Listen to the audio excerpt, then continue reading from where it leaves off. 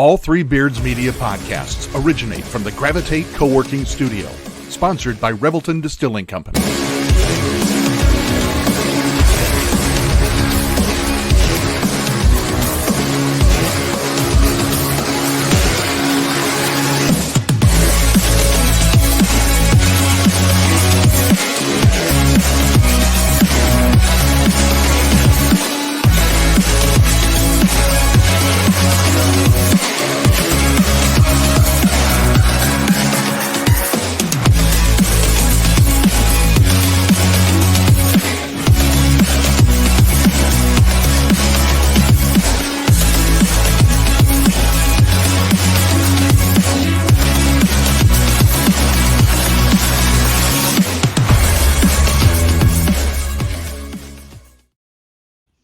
Good evening and welcome everyone to episode 18 of Hawk's Eye View.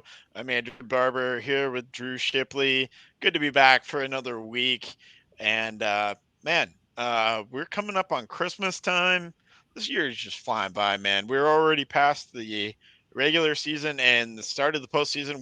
We're on to bowl season, man. This is just flying right on by. Shenanigans. Yeah, bowl season.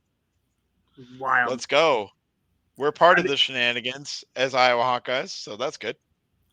I mean, let me ask you right off the bat, Andrew, like how excited from like 1 to 10 are you about a Citrus Bowl matchup against Tennessee? Because like I could take it or leave it, honestly. Yeah, I'd say I'm about a 6. Okay. Like not super excited, but hey, it's better than not being in a bowl game. I really look forward to the Ole Miss matchup personally. I wanted to see Kirk Ferentz make Lane Kiffin cry. That's what I really wanted to do. Well, I mean, that got ruined by Florida State getting left out, really. That impacted everything downstream. Because I think a lot of Bulls didn't think that Florida State would be there. And therefore it would have shifted some of the matchups a little bit. Yeah, I guess so. I mean, either way, an SEC team was making it, right? Like, yeah. Just because they wouldn't, like, you know, like they wouldn't. Yeah. So that's a good segue into the offseason for the Iowa Hawkeye football team. 10-3 year, possible 11-3, depends on the bowl game outcome, possible 10-4. But really, we kind of alluded to this, and we've talked about it a little bit, but there's a lot of guys that have decisions about staying or going. I saw the news a little bit ago that Y.A. Black has decided to stay and remain in Iowa for another year. That's huge news. Few guys have transferred out. Ontario Thompson, Jackson Filer, Deontay Vines is probably the most notable, I think, that people would know because he started at wide receiver. Brendan Dees Fernandez, backup defensive back.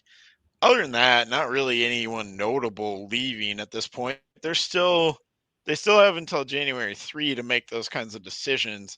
But what I wanted to start with was the guys who are gonna stay or go, break down each one. I think some of these can be a quick conversation. Some of these are probably a more lengthy conversation. So I think this is the perfect time to talk about it because we're going to hear a lot of guys announcing their intentions over the next probably 2 weeks or so. Let's not forget Joey Labus. I think that goes without saying, though. Oh yeah, Joey Labus. Probably one of the least surprising transfer announcements that I've ever heard. So it's unfortunate. I still don't think that that Kirk Ferentz and the staff can evaluate the quarterback position. I think that's the bigger problem. It's not I don't think it's the development piece of it. I think they're not selecting or recruiting the right people for his outdated system. Like it's just not the right. It's never the right fit unless we're going to change the offense down the road. Right. Oh, Spencer Petras also headed to Utah State. So Good for him. We can mention that one. Maybe we can get Jason Turner back on to talk about Utah State football and Spencer Petras, who I assume will be their starter if he's only a 1-year guy. It will not be Cooper Laga. Probably not. That is his name, right? I got it right. Yeah, Cooper Lagat. Hey, they're in a bowl game. Are they really? They're 6-6. They're in a bowl game actually, and they're probably going to win their bowl game, most likely. So, all right. Let's start at the top with guys that could stay or go. Start with an easy one. I think we both know where this guy's headed. There is some speculation this guy could return. It would shock me. Cooper DeJean, staying or going? Do we want to say Saturdays or Sundays? We can go like that. Saturdays, Sundays. I'm going to go Sundays. Oh, okay. Yeah, nice. I like Sundays. it. Yeah, I'm going Sundays as well. Even if he wanted to come back, I think the staff would talk him into Sundays. So Sundays for Cooper DeJean. Yep. Let's go down the list here. Eric All. Saturdays. I think he wants to run it back one more time with Cade McNamara. I think he's bound for Sundays. I think he's had enough of college football. I think he kind of said before he came, this was sort of his last ride. I know that the injury happened. I think he kind of sticks to that. And so I think Eric All is headed for Sundays. Okay. Luke Lachey. I'll start here and I'll say Saturdays. I think it's kind of 50-50. I think Luke Lachey is going to run it back one more time to improve his draft stock, and I'll go Saturdays for Luke Lachey. Let me give you the reason for Sundays, Andrew, and I think it's because they selected him as the team captain for the Big Ten championship game. Okay.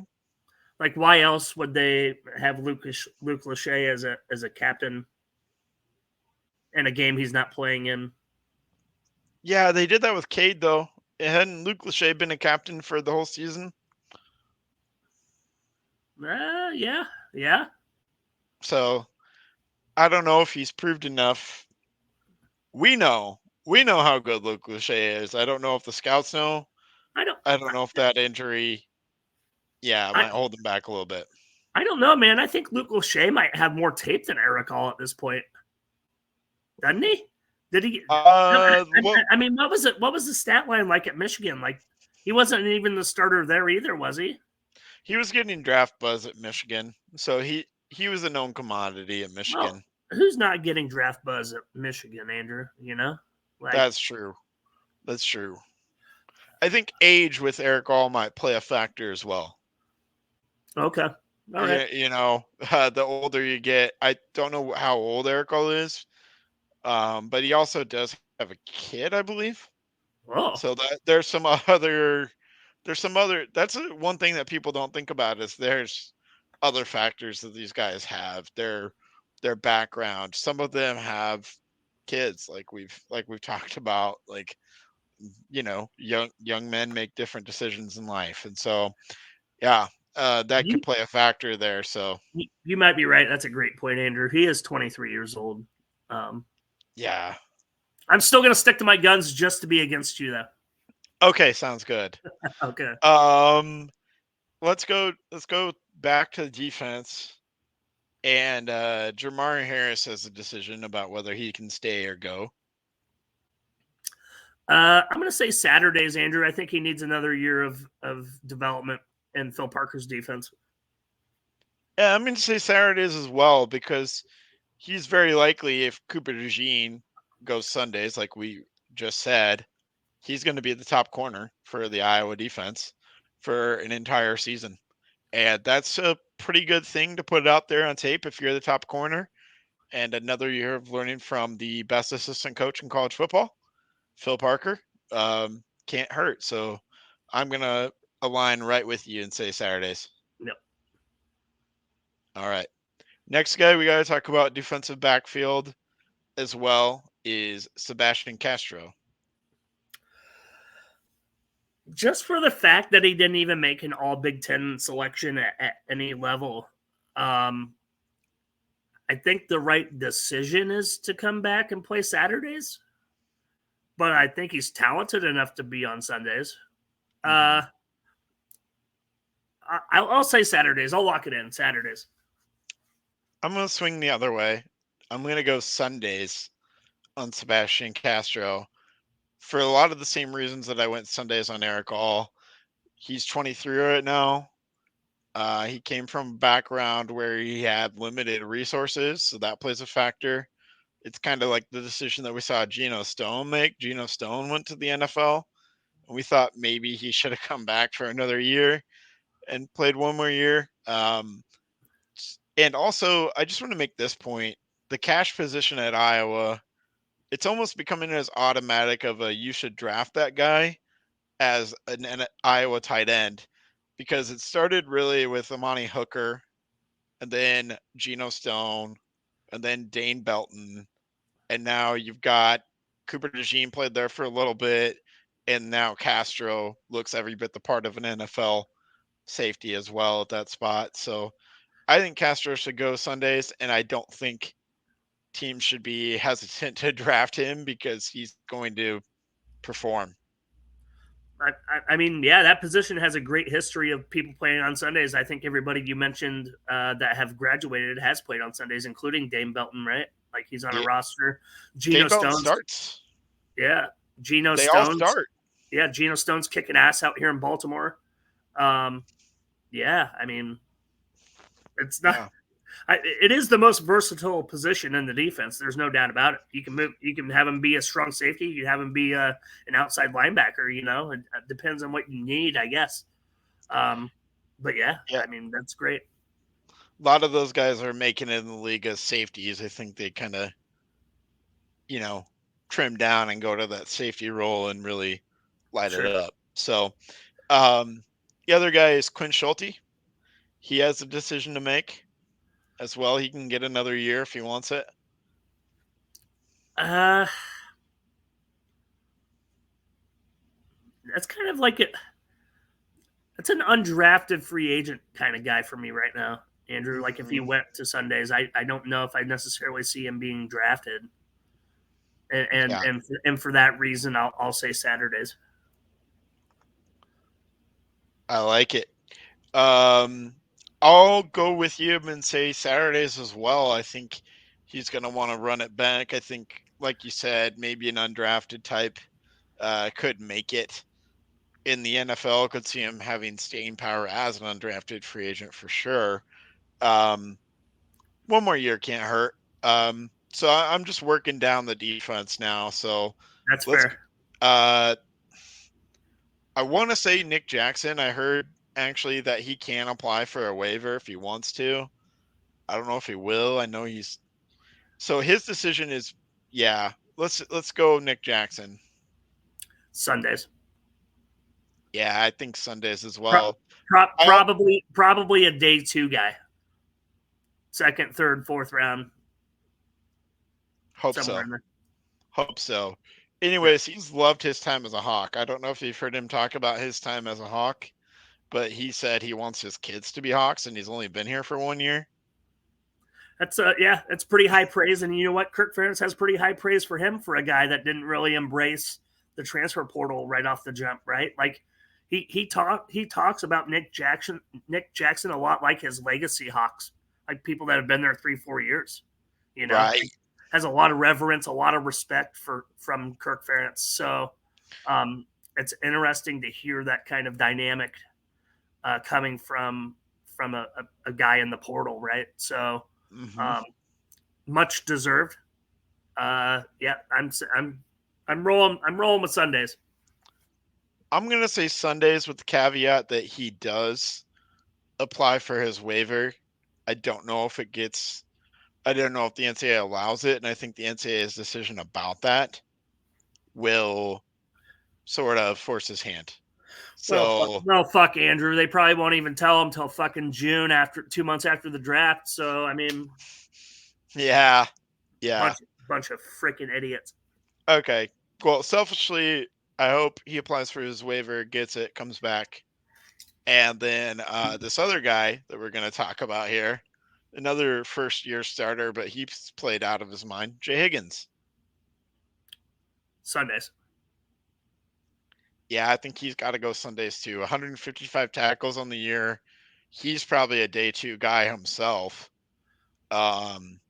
Yeah, sucks to be losing both of our linebackers probably to the NFL draft, but they're both that good. And that is probably going to be an area where I think I was going to have to look at the portal for a linebacker that can come in right away, kind of like they did with Jackson. They're going to have to grab at least one. Yeah, I couldn't agree more. I mean, it kind of reminds me of the year we have all 3 of our linebackers drafted the one year. Was that the James Morris year? Kirksey, Hitchens, James Morris, yeah. Yes. Mm-hmm. It reminds me a lot of that. If you were to include the cash position, I guess too, Yeah, and then didn't we just backfill with some dude named Josie Jewell? Yeah, he sucked. So yeah, he wasn't even good. I'm sorry, Josie, if you're listening to this. I'm sure he is. Hey, go ahead and light us up here in the comments, Josie. I'm sure. Yeah, you'd like to see that. Listen, this is such a good podcast that Josie Jewell probably takes time out of his busy schedule to listen to Hawks Eye View. Oh, 100%. I mean, there's not jack shit to do in Denver anyway. So, I mean, no. What could he possibly be doing at 4:16 Mountain Time? I have no clue. Listening to Hawks Eye View live on Facebook. That's right. All right. I was going to bring up Y.A. Black, but I already spilled the beans there. He decided to come back. Joe Evans is out of eligibility. Just racking my brain right now. Is there anyone else on the D line that could make a decision? Graves, Craig? I don't know if Graves or Craig are really in that conversation. I think they're back. I think they're both back as well. Yeah, I mean, they don't have enough stock or tape yet. No, especially Graves. He's still he's a true sophomore. Yeah, I think this is his true sophomore year. I don't even think he's eligible. Is he eligible? No, he wouldn't be. Mm-mm. Yeah. Okay. So then both those guys are back. The only other guys I can name off offensive lineman guys, I think they possibly Mason Richmond, Connor Colby, Logan Jones. Those 3, you think? Oh, Nick DeYoung does have another year of eligibility. Do you think he stays or goes? Those are the 4 guys I'm thinking of on offense that we haven't mentioned. I don't mean to be a Debbie Downer, Andrew, but this is quite possibly Kirk Ferentz's worst offensive line in his entire tenure. No, that was last year. These guys are slightly better than they're slightly better because they're 1 year older. They were slightly better than last year. I'll give them that. They were slightly better. I don't know. Didn't we talk on this podcast about was it Nick DeYoung had a Pro Football Focus score of like 4 in one game? Sure. The Penn State game. Yeah, Pro Football Focus score of 4. I think might have been the lowest of all Power 5 linemen. Yeah, it was not good. Okay, so the caveat of last season's offensive line being the worst ever, I don't see any of these offensive linemen being Sunday worthy at all. Practice squad at best. Okay. All right. Well, that does it then. Oh, so you agree? No, not that I necessarily agree. I think Richmond, Colby, to a lesser extent Jones, will probably get some looks. I think Dejon Parker, the D2 transfer that didn't play but was plagued by injuries, has a chance to come back next year. That could be good if he could learn the right tackle role and take over that. That might be good. Rusty Feth was a 1-year transfer rental. He's out of eligibility. He was okay. Just trying to flush out who's staying, who's going. So I think, most if there's really a chance, Drew, that everybody but Cooper DeJean could come back for this team. And that would impact the defense. I was going to say, I don't significantly. even know if that's good or bad, Andrew. I don't even know. It's good. It's good for in the case of the defense. If we get Castro, Higgins, and Jackson back, Oh, yeah, for sure. Harris, Schulte, we've already got YA Black, so basically the same defensive line minus Joe Evans. But someone's going to emerge because you can trust Kelvin Bell, you can trust Phil Parker, you can trust Seth Wallace. So I'm not even worried. Even if we do lose Higgins and Jackson, we'll just plug and play someone who's ready on the two deeps. That being said, I think it's going to be a pretty good year next year. It's setting up to be a good year again next year, I think. Offensive coordinator, I don't know if I'm really breaking any news here. I don't want to step on any toes here. But I told you earlier today that I think it's probably going to be Paul Chryst is the name. Yeah. And there's been a lot of chatter about it, like you said, and maybe it's why there hasn't been a lot of publicity about it, about their search in general, right? Like, the regular season is over. They should be looking for their next offensive coordinator now, whatever that name is. Obviously, Ryan Grubb's not happening. That's going to be a head coaching candidate somewhere else. Has nothing to gain from that. He's already making $2 million in a team that's already in the college football playoff in one of the most beautiful places to play college football. Like, he has no reason to leave for anything other than a head coaching gig. So, I mean, that being said, I think they already have Paul Chryst in waiting, because I mean, they're not, no offense to Paul Chryst, but he's not getting another Power 5 job, head coaching job anytime soon. So, I mean, I'm sure there's an agreement in place already. Going to let Brian's swan song in the bowl game, where we'll put up 3 points against Tennessee and we can move on with our lives to college basketball. All right. Well, you certainly have a more pessimistic view of the world than I do. Did you watch the Big Ten championship game? Did you watch that offense? Yeah, I did. I did watch it. However, we can talk about this when we preview the bowl game a lot more. Yeah, for sure. I think Tennessee is going to have a lot of opt-outs, some portal defections, some opt-outs that are going to really significantly impact them. And I don't think Iowa is going to have the opt-outs that Tennessee does. So it's going to be a lot like the game against Kentucky last year, where Iowa's taking it seriously and their opponent is not. So, but anyways, that's a conversation for another day. I just wanted to talk Paul Chryst for a moment. Yeah. He has engineered a lot of decent offenses, even some great offenses in his day. I went looking through his time as offensive coordinator from 2005 to 2011. He was the offensive coordinator at Wisconsin. 2010, they averaged 40.1 points per game. 2011, that was the year they got Russell Wilson in as their quarterback, 44.1 points per game. Then he went to Pittsburgh as the head coach from 2012 to 2014.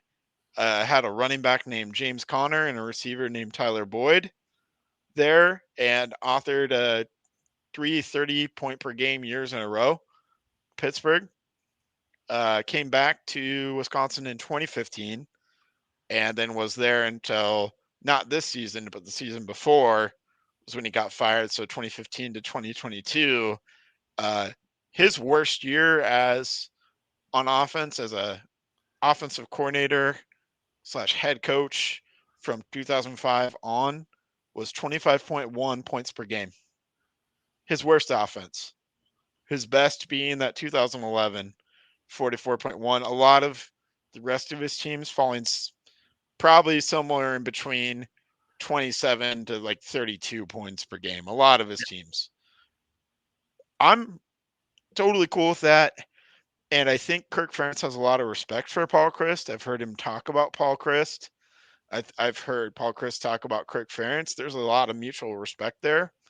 And I think that's the biggest thing with this hire is if it is Paul Chryst, Kirk Ferentz has enough respect for him to let him do his own thing without much interference. Yeah, Andrew. Back in that day when it was Paul Chryst versus Kirk Ferentz, Battle of the Heartland Trophy. Anybody that's watched that football game year in, year out was basically mirror images of the same team, right? Smash mouth football, running the football, good defense. Just in generally speaking, right? This team has not been able to run the ball in a couple of years, which gives me a lot of hope that Paul Chryst can come back and restore that type of dynamic for the Iowa offense. I mean, my God, the names that Paul Chryst got in there: Jonathan Taylor, Melvin Gordon, Monty Ball, James White. I mean, Jesus, like 1,500-yard rushers year in, year out. Braylon Allen more recently. Yeah, there you go. This year, right? So, yeah, I mean, I think there's a lot to be hopeful for to reestablish who we are, especially in the running game, because, man, like, so inconsistent the last 2 years. Not utilizing the personnel, like I said in the beginning of this season, and I felt that way last year too, of we're banging our little guys there in between the tackles, and we're not getting the people with speed out in space. Like, we're using the wrong tool, Yeah. for the wrong play. So, hopefully we can fix that in personnel and play calling in general. Just using the right people, man. That's a lot of it. Mm-hmm. That's how I feel about it. So yeah, I mean, there's a lot to be hopeful for to get Iowa back to that running identity defense that it needs to have an effective play action passing game, an effective passing game at all, really. But I mean, any team that played us knew damn well we couldn't throw the football. Like, so we're gonna put 11 in the box. And that was the difference a lot of time in those Iowa-Wisconsin matchups. Paul Chryst got the better of Kirk Ferentz a lot of times, with a few notable exceptions, like 2009, the year with Ricky Stanzi in the Orange Bowl, 2015, the 12-0 season, 2022, 2020. Those are like the 4 times that I can count during the Paul Chryst era at Wisconsin from 2005 on, with the exception of the 3 years he was in Pittsburgh, Right. where Iowa beat Wisconsin. And really, yeah, they pounded us. They pounded the Iowa defense, but they could throw when the time came for it. And they did that against every team that they played.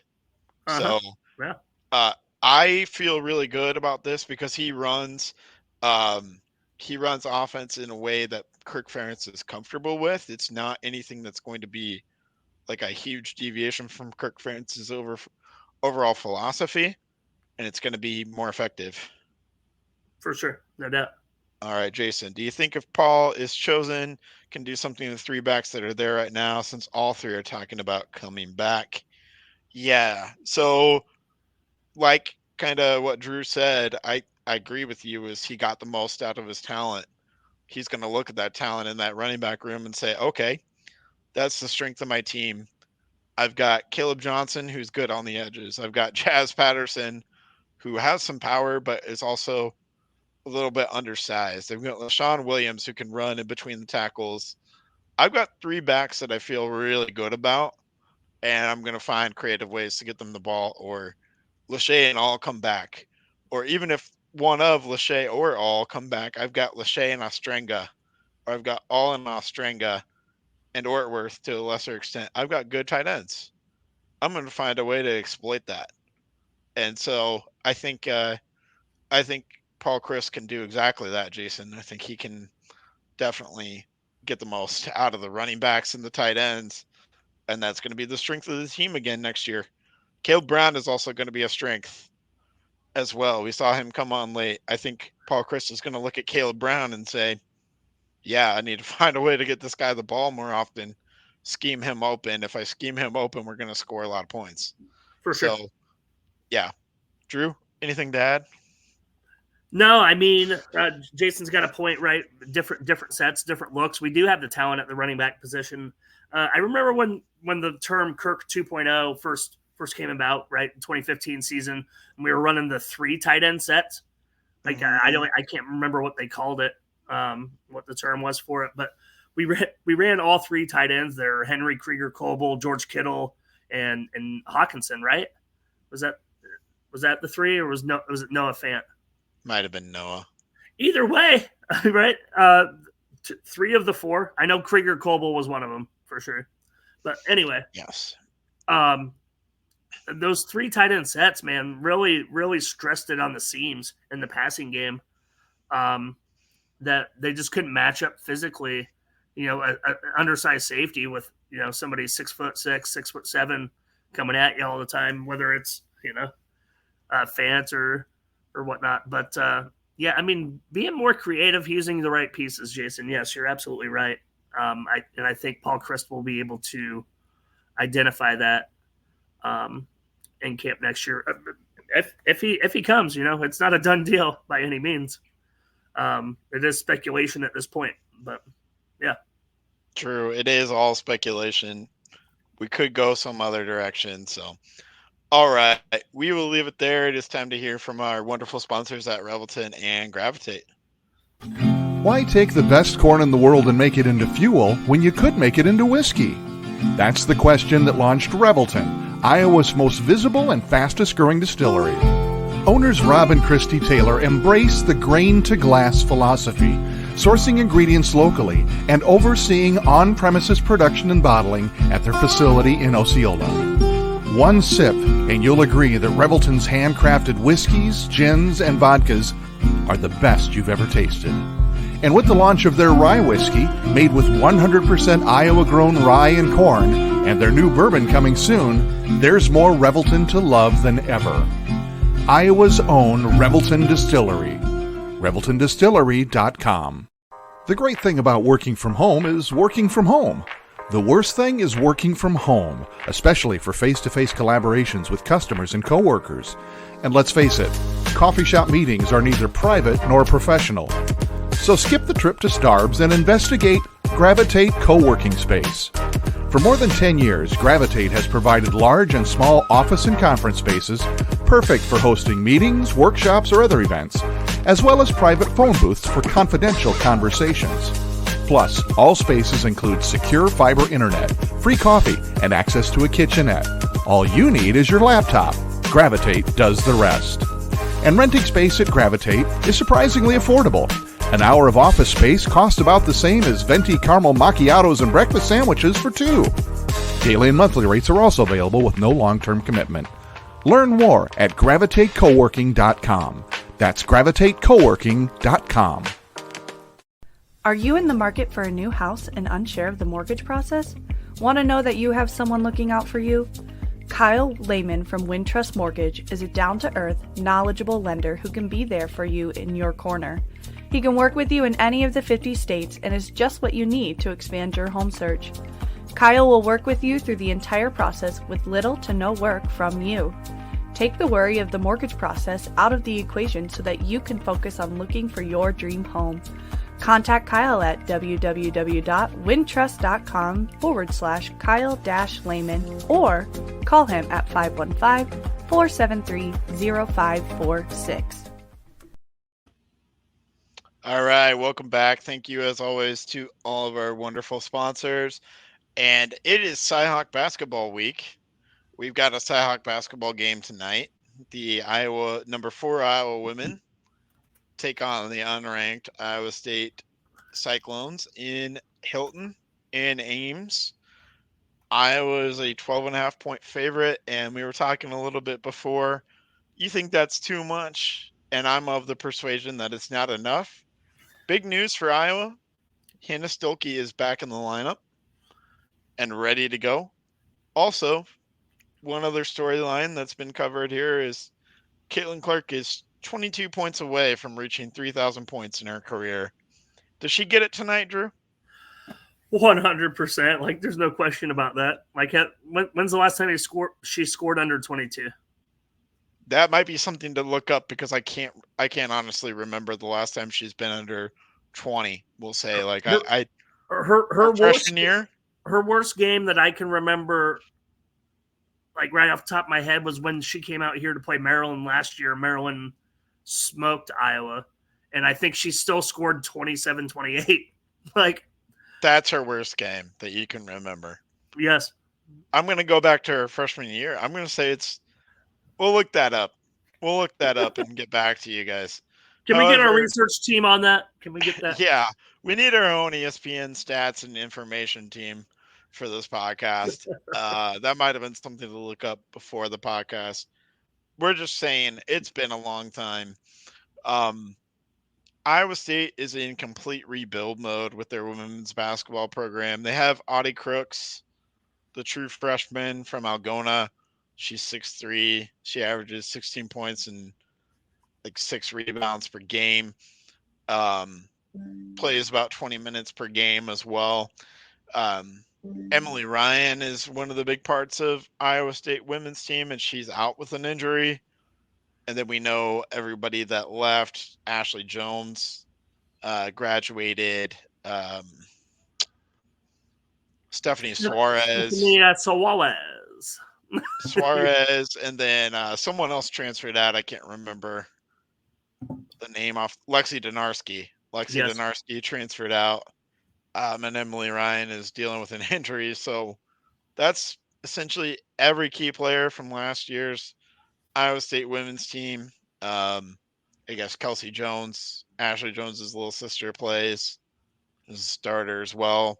I understand this is a rivalry, but man, Drew, I just don't see it. I mean, this Iowa State team lost to Drake by 12, and Iowa absolutely smoked Drake off the court. I don't see any reason why Iowa shouldn't run away with this one. Yeah, so typically in the women's game in general, Andrew, there's less parity in things like this, which would kind of lean towards your point of clearly Iowa's the best team between the two. They are clearly the most talented, clearly the most experienced. Final Four or bust, right? I'm not saying that they don't win because they are going to win. Right.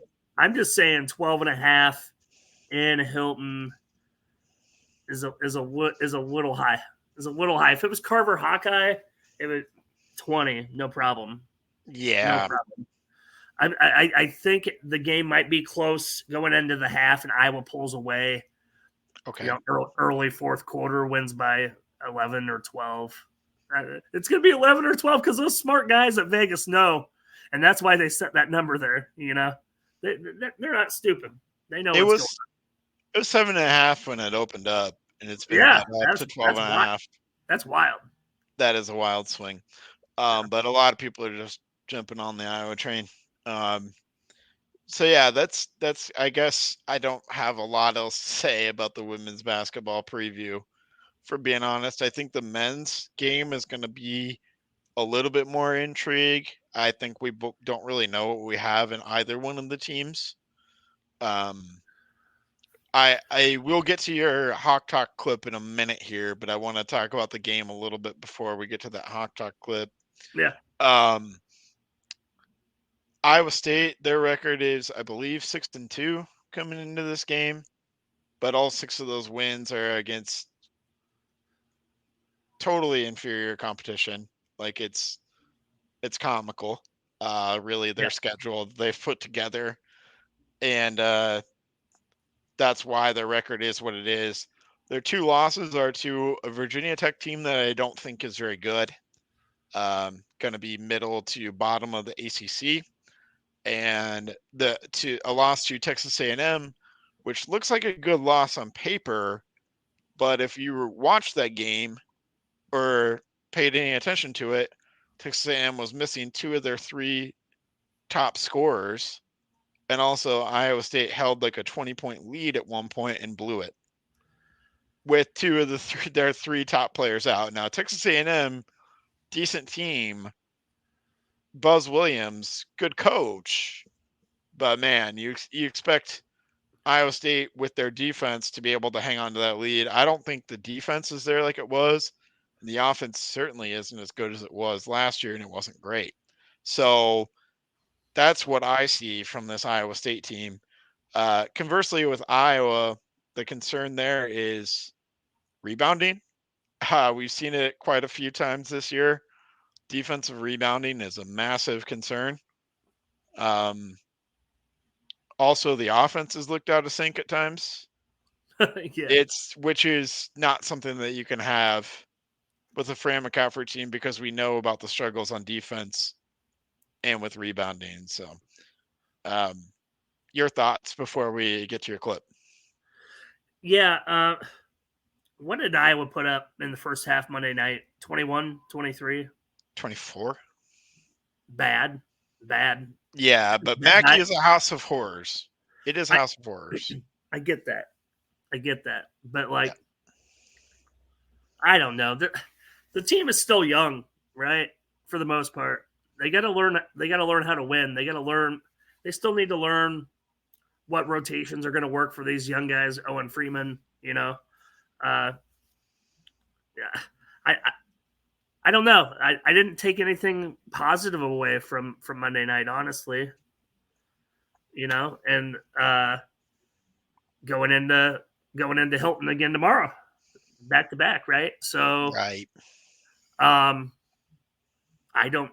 be honest, I don't know anything about this Iowa State team. I know Taman Lipsey is being spoken very highly of from Fran McCaffrey, better than he was last year, and he was pretty damn good last year. I have no idea even what to expect tomorrow night. I wouldn't be surprised if either team blew each other out. Yeah, and I'm right there with you, as I don't know what to expect at all. I mean, when we saw their effort at Creighton, it was like, this team could be a tournament team, For sure. Top 10 on the road, hostile environment, like, and then they went to San Diego and got thumped by Oklahoma, which turns out they're good too, I guess. But then I don't know, man. Like, and they look good against bullshit teams, Alabama State or whoever the hell, They beat Seton Hall. Probably their best win today, right? So far. Yep. So far, their best win. If they beat Iowa State, this would be, I think, their best win of the season so far. It would have to be. Yeah. Yeah, sure. it would. It'd have to be. And I think it's going to be, I don't want to say that there's a must-win game in December. But for NCAA tournament, being on the bubble / not being on the bubble in March, this is kind of a big one for Iowa, because a win here could be the difference when the committee is looking at bubble teams and Iowa's on that bubble. This is the kind of win that could put them in versus out. So I think Iowa's won 1 out of their last 7 at Hilton. So that doesn't give me a high degree of confidence. No.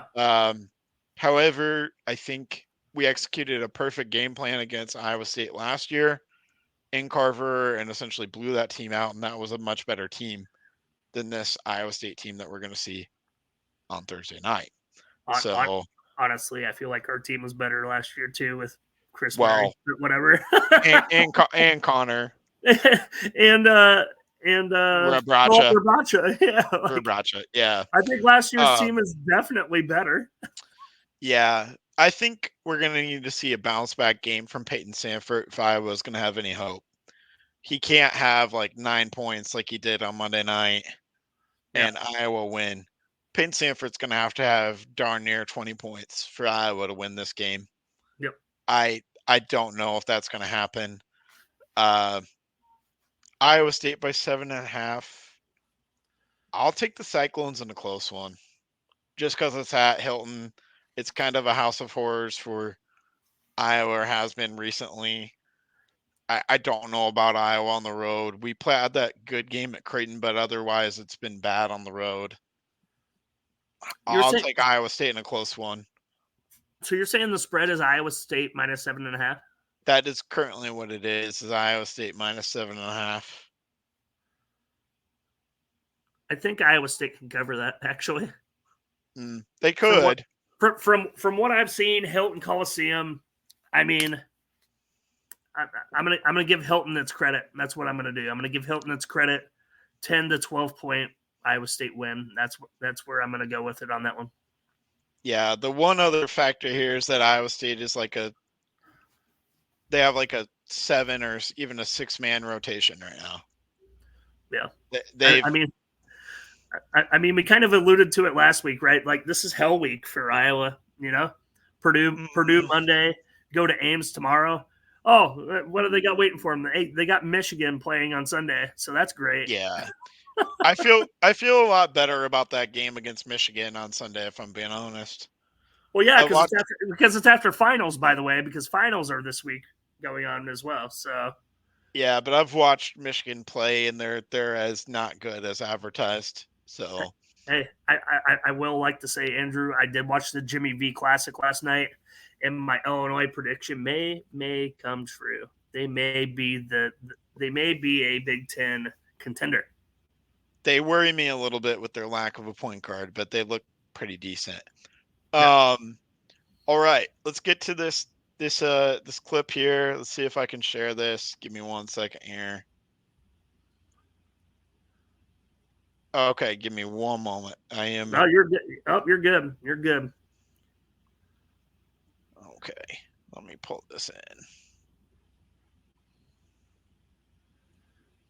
Just to preface it for all of our fans out there, Andrew, Gary Dolphin does Hawk Talk with Kirk Ferentz and Fran McCaffrey, and sometimes Lisa Bluter as well.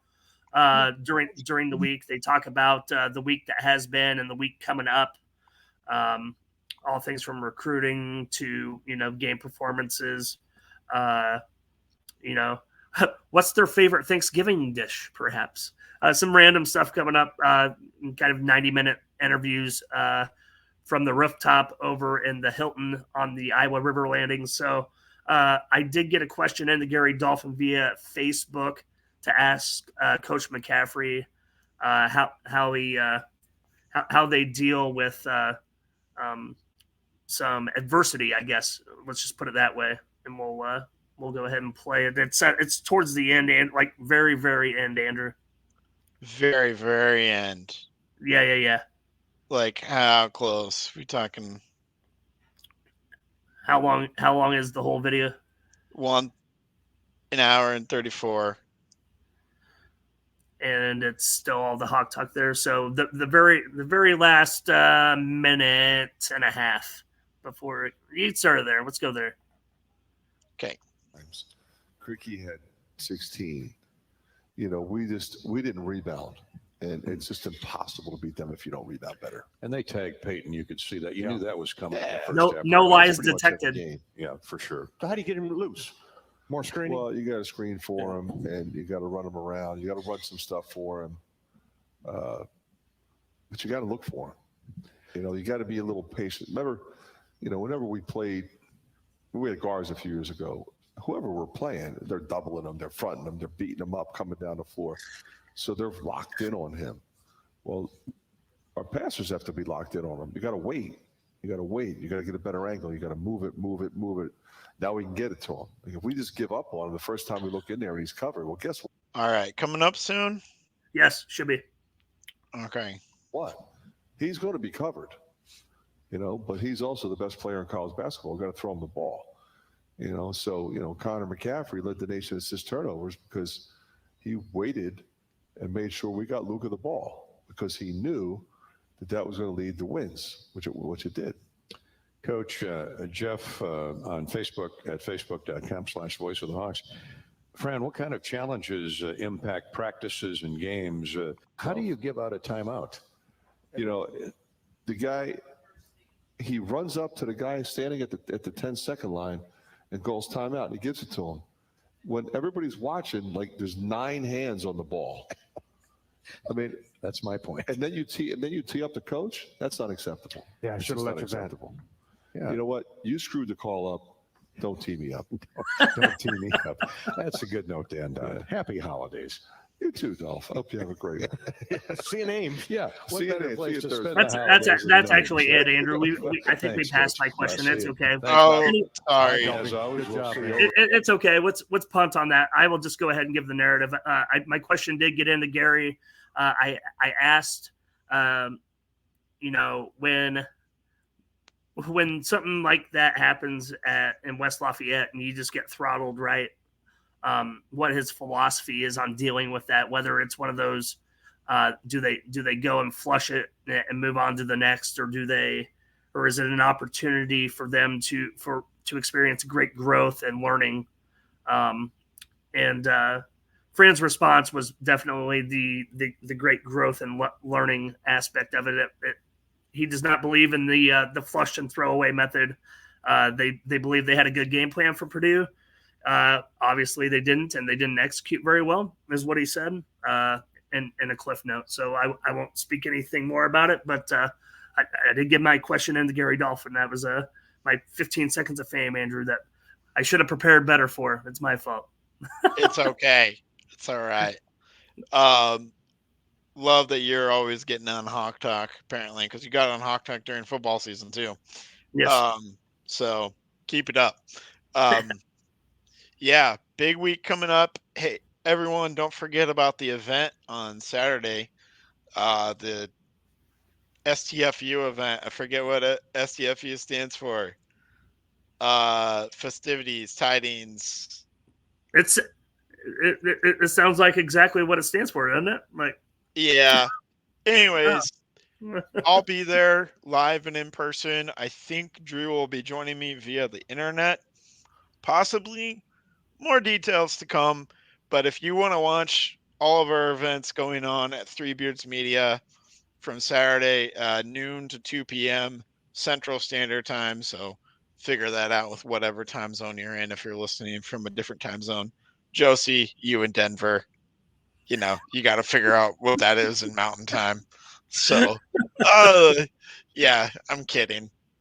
Maybe we'll get Josie on the show one day, and then that joke will be hilarious. So, a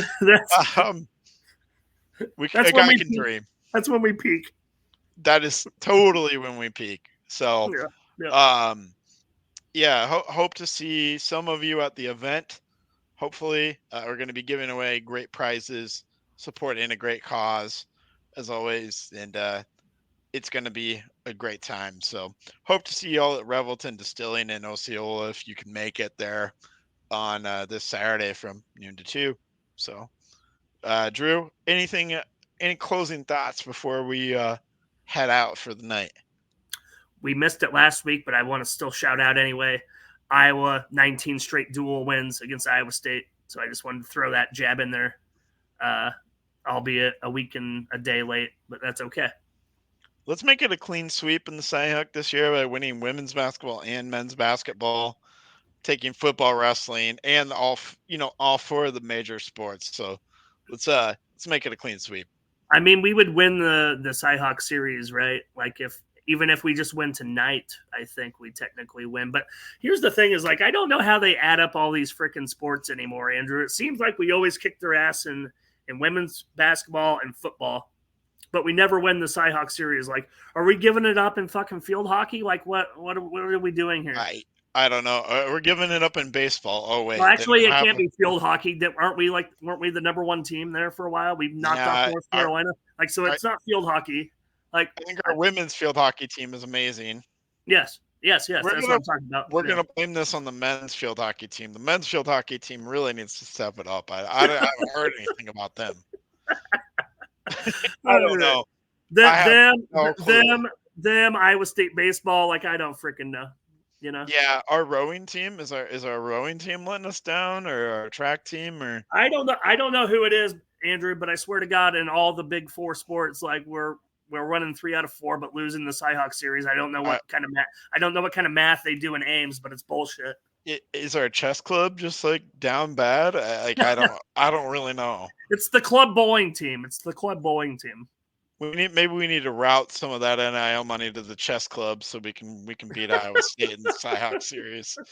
So, all right. Well, with that, we will leave you. Listen to us anywhere you get your podcast: Apple, Spotify, Facebook, YouTube, Twitch, Twitter. We're live always on Wednesday nights, sometimes Thursday nights. So thank you as always, and go Hawks. Go Hawks.